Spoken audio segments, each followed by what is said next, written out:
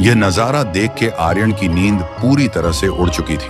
उसे अब समझ आ गया था यह कोई साधारण आत्मा नहीं है। देखते ही देखते 1 हफ्ता बीत चुका था। आर्यन ने फैसला कर लिया था कि अब वह गांव छोड़कर शहर लौट जाएगा।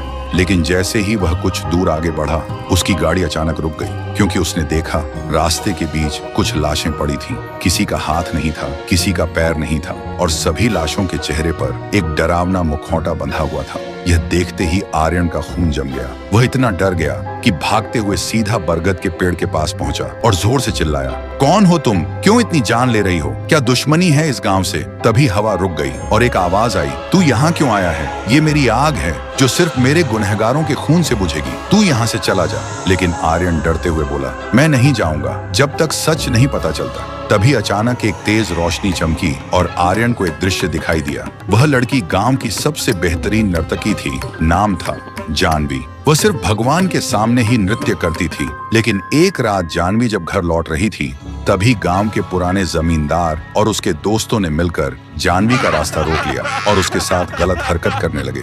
जब जानवी ने उनका विरोध किया और सबको सच बताने की धमकी दी, तो उन दरिंदों ने जानवी का चेहरा जला दिया और उसके चेहरे पर एक मुखौटा बांध दिया ताकि कोई उसे पहचान न सके, और फिर जिंदा उसे उस बरगद के पेड़ से लटका दिया। लेकिन मरने से पहले जानवी ने श्राप दिया था, जिस गांव ने मेरी चीख सुनकर भी अपनी आंख और कान बंद रखे, मेरे खून का हिसाब तुम्हारी आने वाली नस्लें चुकाएंगी। जब रोशनी हटी, तब आर्यन को समझ आया यह बदला नहीं, यह एक आत्मा का इंसाफ है। फिर अगले दिन सुबह आर्यन ने पूरे गांव को इकट्ठा किया और उसने पूरी सच्चाई सबके सामने रख दी। सुनते ही गांव वालों का डर अब शर्म में बदल गया था। फिर उन्होंने पुराने जमींदार के परिवार वालों को गांव से हमेशा के लिए निकाल दिया। फिर रात में पूरा गांव बरगद के पेड़ के पास आया। सब रोते हुए माफी मांगने लगे, जानवी, हम तुम्हारे गुनहगार हैं, हमें माफ कर दो, हमने तुम्हारे दुश्मनों को सजा दे दी है। तभी बरगद के पेड़ पर लटका मुखौटा अचानक टूटकर जमीन पर गिर गया और एक रोशनी के साथ आसमान में खो गया।